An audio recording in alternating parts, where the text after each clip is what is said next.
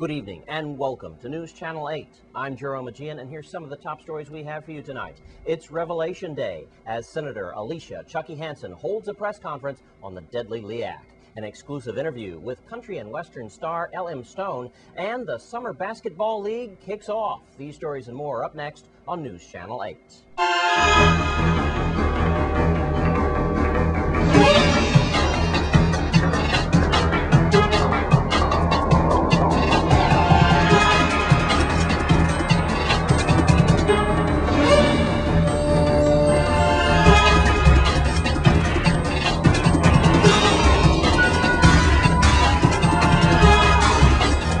Top story tonight, the media is calling it Revelation Day in the Virgin Islands. Senator Alicia Chucky Hansen has exposed WAPA and the devilish LEAC that continues to plague our community in a press conference held earlier today. News Channel 8's Wes Small has the story. Thanks a lot, Jerome. Well, this is definitely the big story in the territory today. Look at all these papers just to let you know what this means. It's standing room only. We're inside of Gertrude's. Just about everyone knows what's going on now. We're talking about the deadly LEAC. And it's just amazing what Senator Chucky Hansen has brought out. You could just see all this paperwork that her and her staff has been diligently working on this. Attorney Amelia Joseph and also another attorney by her side. We're going to go to that press conference right now. All the media in the territory here.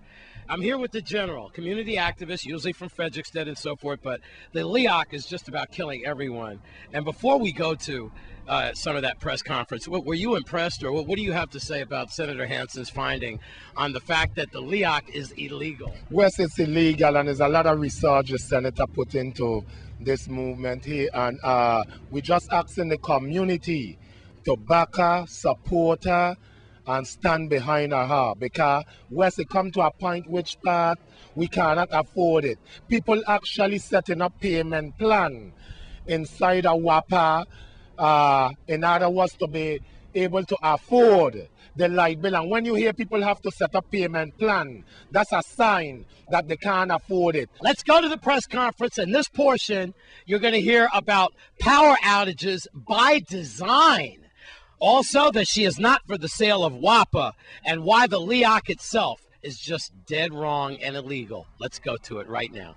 I am not for the sale of WAPA. The sale of our Water and Power Authority will be a mistake that we will never forgive ourselves for.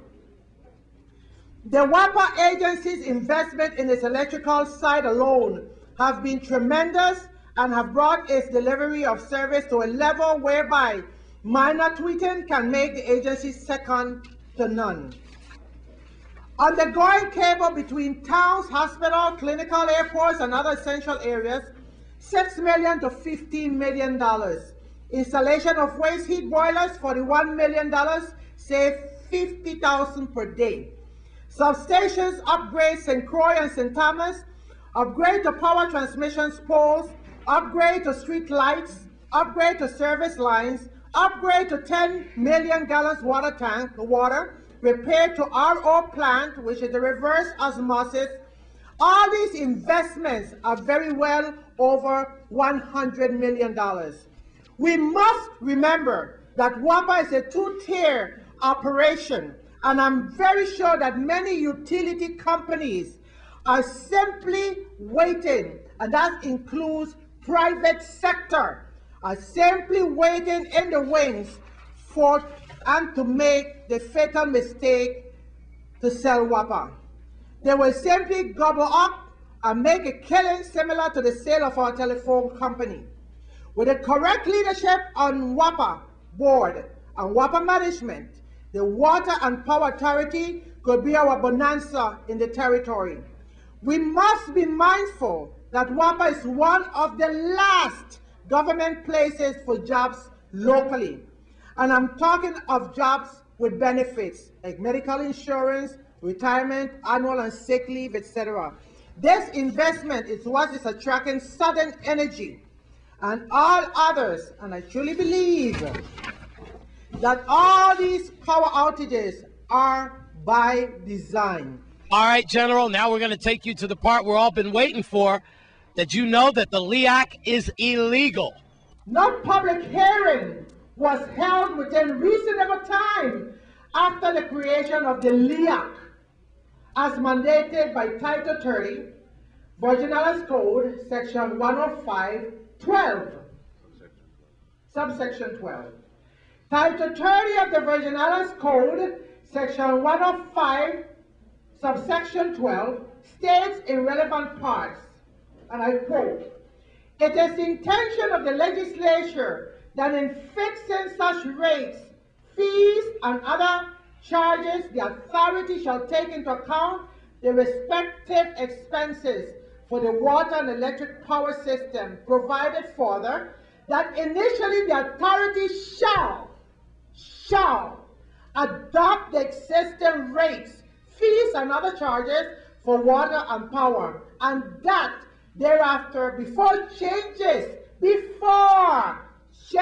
in such general rate structure for water and electric power are made, or in cases where the board shall decide to make such changes and deems the immediate effectiveness thereof to be necessary, then within a reasonable time after such changes are made, a public hearing shall," not made, the law says, "shall be held with respect thereto before the board, or before such hearing officer or officers as the board may designate, to give interested persons an opportunity to advise the board of their views and of evidence in support thereof. And upon such hearing, the board, pursuant to the powers, duties, and obligations vested in it by this chapter, may alter, suspend, or revoke such changes," emphasis added.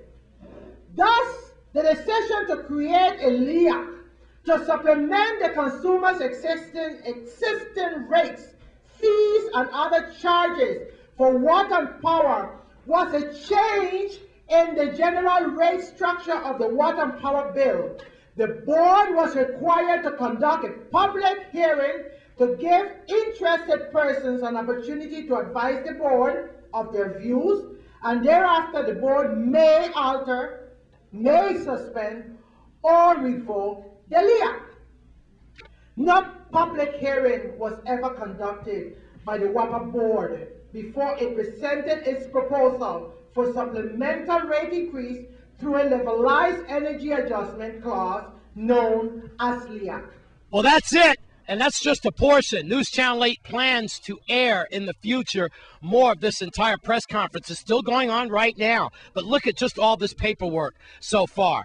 I want to thank Alicia Chucky Hansen's staff, because they diligently researched, and I got to tell you, there's years and years of reading in these documents. I'm going to take it home and go for it. As a bachelor, about 2 years ago, in my condo, one bedroom, I averaged $40 a month consumption, period. Right now, my average is about $200 a month.